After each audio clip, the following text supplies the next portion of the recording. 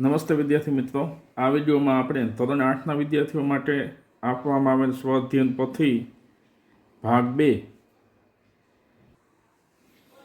તેમાં ચોથું એકમ છે એહી સુધીર, જે એક સરસ મજાનું કાવ્ય છે. એનું સોલ્યુશન આપણે આ વિડીયોમાં જોઈશું. વિદ્યાર્થી મિત્રો, પ્રથમ પ્રશ્ન છે નીચેના વાક્યનું સુંદર અક્ષરે અનુલેખન કરો. અનુલેખનમ કરો તું.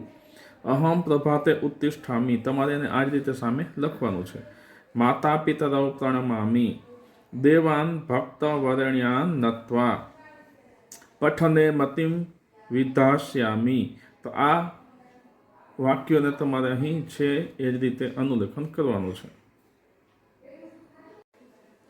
ત્યારબાદ બીજો પ્રશ્ન છે આપેલા શબ્દોના સંસ્કૃત શબ્દો શોધીને લખો. સંસ્કૃત અર્થમ લિખતો. રમતનું મેદાન, તો એના માટે શબ્દ છે ખેલનાંગણમ. પૂજન કરીએ, એના માટેનો શબ્દ છે અર્ચામ.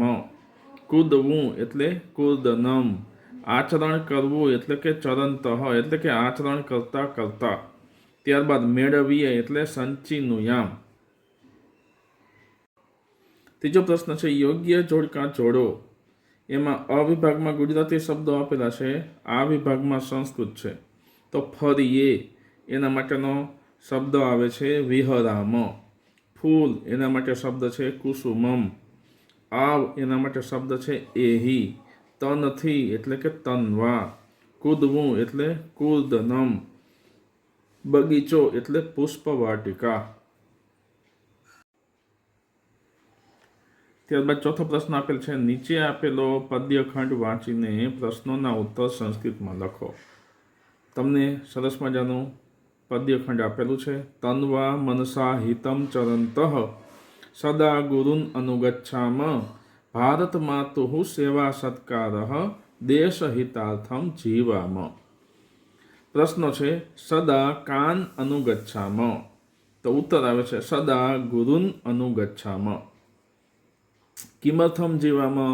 ઉત્તર બનશે દેશ હિતાર્થમ જીવામ. કસ્યાઃ સેવા સત્કારઃ કરણીયઃ. ઉત્તર બનશે ભારત માતુઃ સેવા સત્કારઃ કરણીયઃ.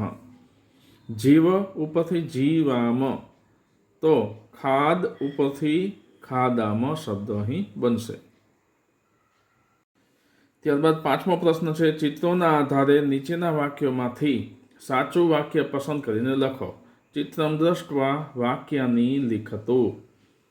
તો અહીં તમને વાક્ય અને ચિત્રો આપેલા છે. વાક્યો છે વિઘ્ન વિનાશકમ અર્ચામ, સદા ગુરુન અનુગચ્છામ, દેશ હિતાર્થમ જીવામ, ખેલનાંગણમ ગચ્છામ, પુષ્પવાટિકામ ગચ્છામ. પ્રથમ ચિત્ર જોઈએ. અહીં ગુરુને નમસ્કાર કરે છે, એટલે અહીં આપણે લખી શકીએ સદા ગુરુન અનુગચ્છામ.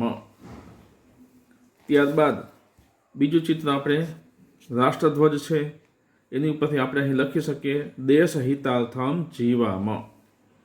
ત્યારબાદ અહીં બાળક છે એ રમત રમતા હોય એવું જણાઈ રહ્યું છે, તો ખેલનાંગણમ ગચ્છામ. ખેલનાંગણમ ગચ્છામ. ત્યાર પછીનું ચિત્ર છે ગણપતિ દાદાને બાળકો પૂજન કરે છે, તો લખીશું વિઘ્ન વિનાશકમ અર્ચામ. અને અહીં તમે જોઈ શકો છો બાળકો છે એ બગીચામાં છે, તો પુષ્પવાટિકામ ગચ્છામ. તો આ રીતે આપણે ચિત્રની સામે યોગ્ય વાક્યો મૂકીશું. ત્યારબાદ છઠ્ઠો પ્રશ્ન છે નીચે આપેલો પદ્યખંડ વાંચીને પ્રશ્નોના ઉત્તર સંસ્કૃતમાં લખો. સંસ્કૃત ભાષાયામ ઉત્તરાણી લિખતો. વિદેશેષુ ધનમ વિદ્યા, વ્યસનેષુ ધનમ મતિઃ, પરલોકે ધનમ ધર્મઃ, શીલમ સર્વત્ર વૈ ધનમ. પ્રથમ પ્રશ્ન આપેલો છે વિદેશેષુ કિમ ધનમ. તો વિદેશેષુ વિદ્યા ધનમ એવો તમારો ઉત્તર આવશે. વ્યસનેષુ કા ધનમ. તો વ્યસનેષુ મતિઃ ધનમ. કુત્ર ધર્મઃ ધનમ. તો પરલોકે ધર્મઃ ધનમ. કિમ સર્વત્ર વૈ ધનમ. શીલમ સર્વત્ર વૈ ધનમ. ત્યારબાદ સાતમો પ્રશ્ન છે નીચે આપેલી કાવ્ય પંક્તિ પૂર્ણ કરો. એમાં તન્વા મનસા, અહીં તમે લખી શકશો તન્વા મનસા હિતમ ચરંતઃ સદા ગુરુન અનુગચ્છામ ભારત માતુઃ સેવા સત્કારઃ દેશ હિતાર્થમ જીવામ. ત્યારબાદ વિદ્યાર્થી મિત્રો અહીં તમને એક પ્રવૃત્તિ આપેલી છે, ગાન પઠન કરો, જરૂર જણાય તો શિક્ષકની મદદ લો. અહીં તમારે ગાયન કરવાનું છે. નાસ્તિ વિદ્યા સમમ ચક્ષુઃ નાસ્તિ સત્ય સમમ તપઃ નાસ્તિ રાગ સમમ દુઃખમ નાસ્તિ ત્યાગ સમમ સુખમ. તો આ રીતે તમે અહીંયાનું ગાન કરી શકશો. ત્યારબાદ પ્રશ્ન 8મો છે, ઉદાહરણના આધારે વાક્યો બનાવો. ઉદાહરણ આપેલું છે વિઘ્ન વિનાશકમ અર્ચામ, કૌંસમાં તમને વિષ્ણુ દેવ એવા બે શબ્દો આપેલા છે. તો વિઘ્ન વિનાશકમની જગ્યાએ વિષ્ણુ શબ્દ મૂકવાનો છે અને દેવમ શબ્દ મૂકીને આપણે વાક્ય બનાવવાના છે. તો આપણું વાક્ય આપણને ઉદાહરણ પ્રમાણે આ રીતે બને છે કે વિષ્ણુ અર્ચામ દેવમ અર્ચામ. હવે જોઈએ દેશ હિતાર્થમ જીવામ, કૌંસમાં સમાજ, ન્યાય, પરિવાર, ગ્રામ, રાષ્ટ્રમ, વિશ્વમ એવા શબ્દોને આપણે અહીં લખવાના છે. તો વાક્ય બનશે દેશ હિતાર્થમ જીવામાં. એની ઉપરથી કઈ રીતે વાક્ય બનશે? તો કે સમાજ હિતાર્થમ જીવામાં. ત્યારબાદ હવે કઈ રીતે બનશે? ખૂબ સરસ, ન્યાય હિતાર્થમ જીવામાં. ત્યારબાદ પરિવાર હિતાર્થમ જીવામાં, ગ્રામ હિતાર્થમ જીવામાં, રાષ્ટ્ર હિતાર્થમ જીવામાં, વિશ્વ હિતાર્થમ જીવામાં. બીજું છે ખેલનાંગણમ ગચ્છામ, તેની જગ્યાએ તમારે ખેલનાંગણની જગ્યાએ ઉદ્યાનમ, પાઠશાલા, કૃષિક્ષેત્રમ, વાટિકા, કાર્યાલયમ એ શબ્દો મૂકી અને વાક્ય આ રીતે બનાવવાનું છે. તો ઉદ્યાનમ ગચ્છામ, પાઠશાલામ ગચ્છામ, કૃષિક્ષેત્રમ ગચ્છામ, વાટિકામ ગચ્છામ, કાર્યાલયમ ગચ્છામ. ત્યારબાદ ત્રીજું છે પત્રમ લિખામ.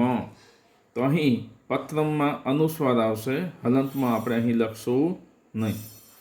એ જ રીતે ગૃહ કાર્યમ ઉત્તરમ, કથા, ગીતમ, લેખમ. તો આવી રીતે તમારે વાક્ય બનાવવાના છે. ગૃહ કાર્યમ લિખામ, ઉત્તરમ લિખામ, કથામ લિખામ, ગીતમ લિખામ, લેખમ લિખામ.